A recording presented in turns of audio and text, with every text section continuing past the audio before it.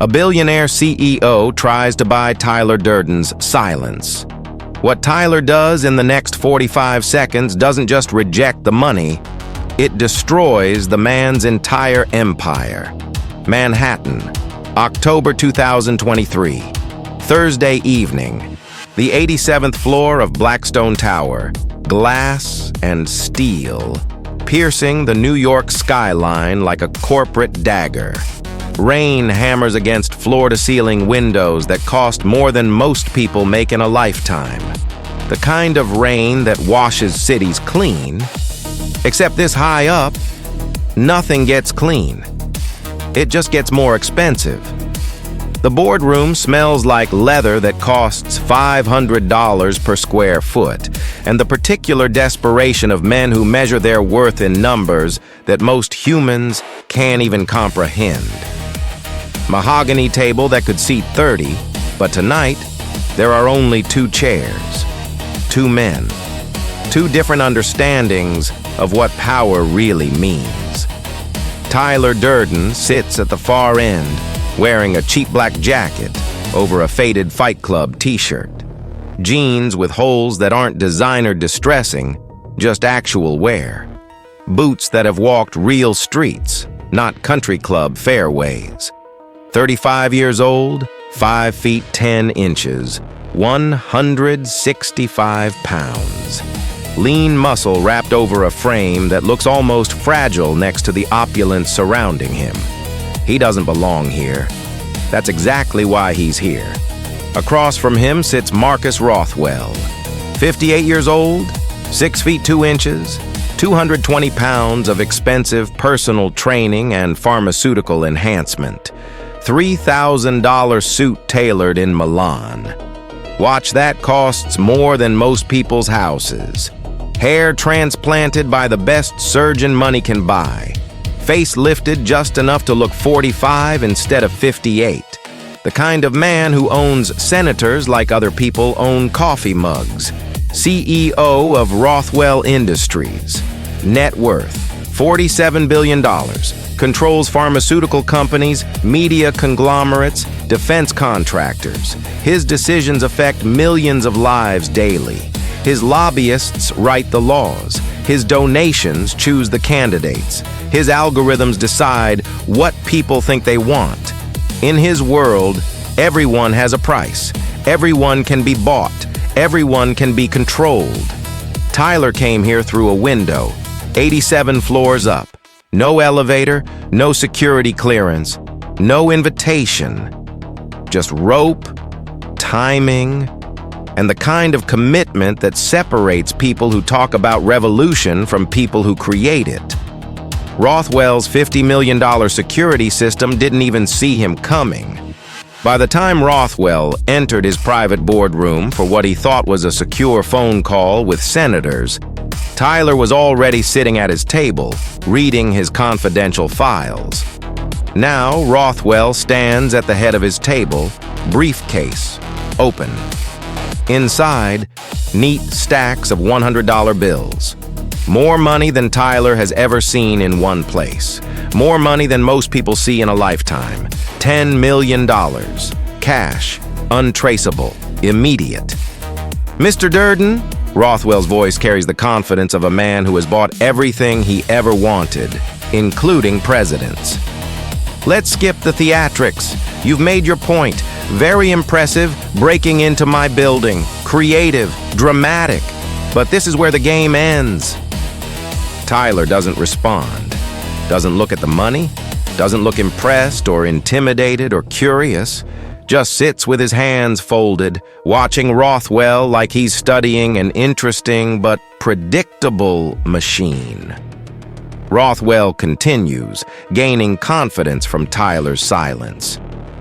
You think you understand power? You think your little anarchist group, your fight clubs, your Project Mayhem represent some kind of threat to the system? It doesn't. It's performance art. Street theater for disaffected millennials who can't afford therapy. Tyler's expression doesn't change. This amuses Rothwell. He's used to reactions, used to fear or anger or greed. Silence unnerves him slightly, but he interprets it as submission. He's dealt with hundreds of rebels, activists, whistleblowers. They all have their price. They all fold eventually. $10 million, Rothwell gestures to the briefcase. More than you'll make in 10 lifetimes doing whatever it is you do. All you have to do is disappear. Stop your little revolution. Go somewhere tropical. Live quietly. Leave the real world to people who understand how it actually works. Tyler speaks for the first time since Rothwell entered the room. His voice is calm, almost gentle. You think I'm here for money? Everyone's here for money, Rothwell laughs. Money is the only language that matters, the only force that changes anything. Without it, you're just noise. With it, you can actually make a difference. Good causes need funding. Revolution costs money. I'm offering you enough money to fund whatever fantasy you want. Tyler stands slowly, walks around the table toward Rothwell. Not threatening, just moving, like he's getting a closer look at something curious. Let me ask you something, Marcus. Tyler's use of his first name makes Rothwell's jaw tighten slightly. In your 58 years, how many real choices have you made? Rothwell's confidence wavers slightly. What do you mean, real choices? Choices that weren't about money, decisions that couldn't be quantified in dollars, moments where you chose something because it was right, not because it was profitable. That's naive, idealistic garbage, Rothwell snaps. The world runs on incentives. Money is the ultimate incentive. Everything else is just marketing. Tyler reaches the briefcase, looks down at the money. $10 million. Enough to fund Project Mayhem for years. Enough to buy weapons, training, safe houses. Enough to corrupt any movement into something controllable. Enough to turn revolution into business. You're right about incentives, Tyler says quietly. People do respond to them. But you've spent so long thinking money is the only incentive that you've forgotten what actually motivates human beings. Tyler reaches into the briefcase. Rothwell tenses, expecting Tyler to take the money. Instead, Tyler picks up a single $100 bill, holds it up to the light streaming through the rain-soaked windows. Benjamin Franklin, Tyler says, examining the bill. Founding father, revolutionary, fought against exactly the kind of system you represent. You know what's funny? He's on your money, but he'd burn your empire down in a heartbeat. Rothwell's patience snaps. Enough philosophy. Are you taking the money or not? Tyler looks at him with something approaching pity. Marcus, you still don't understand what you're dealing with. You think this is negotiation. You think I came here to make a deal. You think I'm just another variable in your equation that can be solved with the right number. Tyler drops the $100 bill. It floats down like a paper airplane, landing on the expensive carpet. I didn't come here to take your money. I came here to show you something. To give you a gift you didn't know you needed. What gift? Rothwell's voice has an edge now. The first hint that maybe his money isn't working the way it always has. Tyler reaches into his jacket. Rothwell instinctively steps back, but Tyler only pulls out a simple manila envelope, sets it on the table next to the briefcase. Open it. Rothwell hesitates. In his world, information is more dangerous than weapons, more valuable than money, more permanent than threats. What's in it? The truth about your empire, about where your money really comes from, about the people who really control Rothwell Industries, about what happens to companies whose CEOs become liabilities. Rothwell's face goes pale. You don't know what you're talking about. Open it, Rothwell's hands shake slightly as he opens the envelope. Inside, photographs, documents, bank records, communications, evidence of connections he thought were buried, proof of crimes he thought were untraceable, names of people he thought were allies, plans made by people who consider him expendable. His face goes from pale to gray. The confidence drains out of him like air from a punctured tire. He's looking at his own corporate death warrant, signed by people he trusted, implemented by people he enriched, financed by money he helped them steal. How did you get this? His voice is barely a whisper. Your security protects you from outside threats.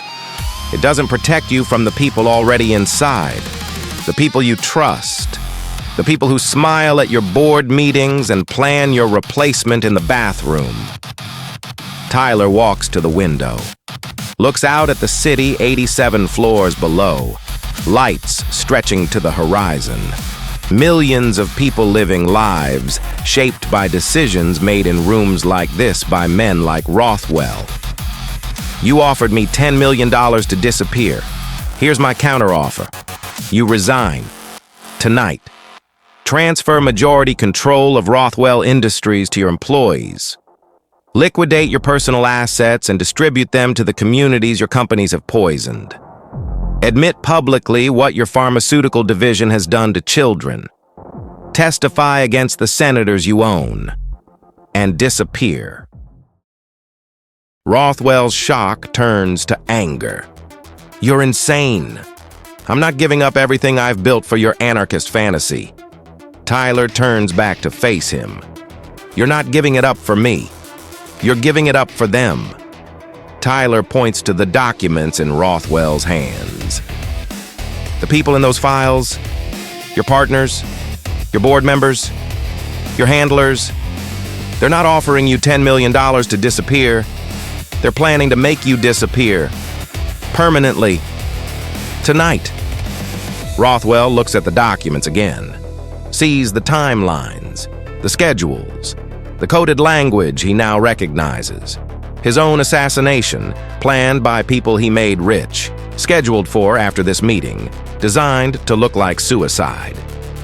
They sent me here, Tyler continues, but not to kill you. To give you a choice they weren't planning to offer. Die as their scapegoat, or live as something you've never been before. A human being who takes responsibility for what he's done. The room goes silent, except for rain against glass, and the sound of a billionaire's worldview collapsing in real time. Rothwell sets the documents down with shaking hands. If I do what you're asking, I lose everything. You lose everything anyway. The question is whether you lose it as their victim or as someone who chooses to do something right for the first time in his adult life. Tyler pulls out a prepared document, a resignation letter, a confession, a complete admission of corporate crimes spanning decades, a transfer of assets that will put billions of dollars into the hands of people who need it instead of people who hoard it. Sign this, and tomorrow morning you wake up broke but breathing. Refuse, and your own security team finds your body here in an hour. Rothwell stares at the paper like it's a death sentence. In his world, it is. Death of everything he's built, everything he's become, everything he's used to define himself. Why? He asks finally. Why are you offering me this choice? Tyler walks back to his chair, sits down, looks at this broken billionaire with something approaching compassion. Because 45 seconds ago, you thought you could buy me. You thought everyone has a price. Everyone can be controlled. Everyone serves money eventually. You built your entire life on that assumption. And now you're learning what happens when you meet someone that assumption doesn't apply to. Tyler leans forward. But here's the thing, Marcus. This isn't about you. This isn't about your money or your empire or your choices. This is about the thousands of people your pharmaceutical division poisoned, the families your defense contracts bombed, the communities your media companies manipulated, the democracy your lobbyists corrupted. Tyler's voice gets quieter, more intense. Those people never had choices. They never had $10 million briefcases. They never had 87 floor towers or senators in their pockets. They just had their lives. And you took those lives away piece by piece, decision by decision, dollar by dollar. Tyler stands again, walks to the window, places his palm against the cold glass. You want to know what real power is? Real power isn't having enough money to buy anyone. Real power is being someone who can't be bought. Real power is choosing to do the right thing when the wrong thing is easier. Real power is taking responsibility for your actions when you could avoid consequences forever. Tyler turns back to Rothwell. Right now, in this room, for the first time in your life, you have real power. You can choose to do something that doesn't benefit you, something that costs you everything, something that might actually matter. Rothwell looks at the resignation letter, looks at the $10 million, looks at the evidence of his coming assassination, looks at Tyler Durden, the man who climbed 87 floors to offer him a choice between corruption and conscience. Slowly, mechanically, like a man walking to his execution, Rothwell picks up a pen, signs the document. Tyler doesn't smile, doesn't celebrate, just nods once, takes the signed papers, and walks toward the window he came through. "Wait!" Rothwell calls after him. "What happens now?" Tyler stops, doesn't turn around. Now you learn what it feels like to be everyone else. No money, no power, no protection, just a human being trying to figure out how to live with the choices he's made. Tyler reaches the window, starts opening it. "Tyler," Rothwell's voice is small now, lost. "Will I survive this?" Tyler pauses, looks back one last time. "That depends on what you do with the rest of your life, and whether you can learn to measure survival in something other than dollars." Tyler climbs out the window and disappears into the night, leaving behind a billionaire who just discovered that some people can't be bought, some principles can't be corrupted, and some revolutions can't be stopped with money. The next morning, news breaks worldwide.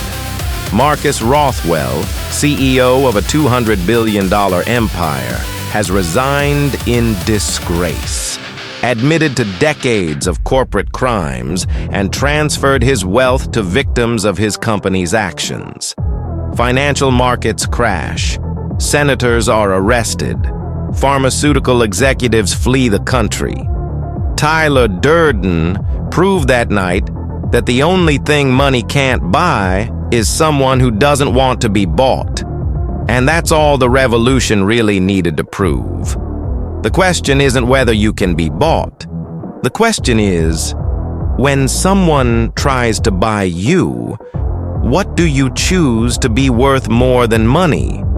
Because that's where real power lives. Not in what you can afford, but in what you refuse to sell. Tyler Durden knew his answer. Do you know yours?